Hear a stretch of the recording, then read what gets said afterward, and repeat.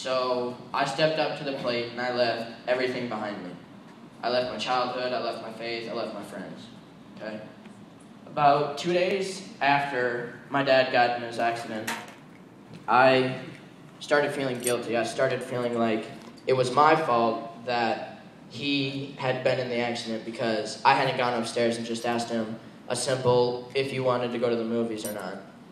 And with that feeling, I felt like I couldn't bear it. So I had gone down to my room and grabbed a piece of rope. First thing that I did was I tied this rope to my doorknob. After that, I made a noose, and I put this noose around my neck. Before I did anything, I made sure I said a prayer to God, okay? I asked God just whether it was to speak to me or just to flat out give me a sign that his accident wasn't my fault. And after that prayer, I took the lean, okay? About what I would say was halfway through, or I was even close, my rope snapped, okay? I just sat there and I cried. I cried because I realized that God had given me that sign saying that it wasn't actually my fault, okay? And one of the things that God spoke to me in that time was to go read Matthew 4. Matthew 4 is about the story when Jesus was fasting and the devil had tried to tempt him. Whether it was Jesus turning stones into bread so he could eat, or when the devil took Jesus to the highest mountaintop and showed him everything that he could have if he just bowed down. But he turned his back on the devil, and Jesus looked up at God and said, "You are the only God I shall follow, and I will give my life to you." And for me, when I realized that God just came into my life, I realized that I had to give my life to him. And that kind of related with Matthew 4, and so it felt like really close to my heart.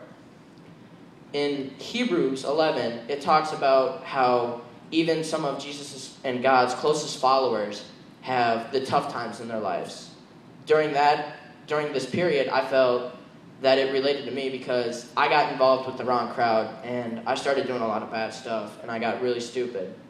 And with Hebrews, it talks about sticking close even when you feel that you can't. Like, for instance, when Abraham had to sacrifice his only son Isaac and just had to step out and believe in God, that God would give him an answer and give him a reason and save his son. Or when Moses denied being the Pharaoh's daughter's son and turned away all those treasures because he knew that when he set out with God, that all of God's treasures could be far greater than any man could ever give him. And with that, I've actually seen that come true in my life because the greatest treasure that I have is not only being a follower of God, but now I have my life still. And then in Acts 3, it talks about how John and Peter had been walking through this town, going to this temple to praise, and they saw this lame man sitting outside on his rug, asking for anything that people could spare. And this man looked at John and Peter and just said, "Do you guys have anything that you could give?" And John and Peter both said, "We can't give you any money or anything like that, but what we can give you is the power of Christ." And when they looked at the man and said that, and then they bent down and they picked up this man by his arms and put him on his feet. Being a lame man, he thought he would never walk. Peter then said, "And with the power of Christ, walk with us." This lame man from birth began to walk with John and Peter throughout this whole town, singing and dancing and praising in the Spirit of the Lord. And it had attracted all these other townspeople, and it gave John and Peter the opportunity to spread their faith and their religion and their relationship with God.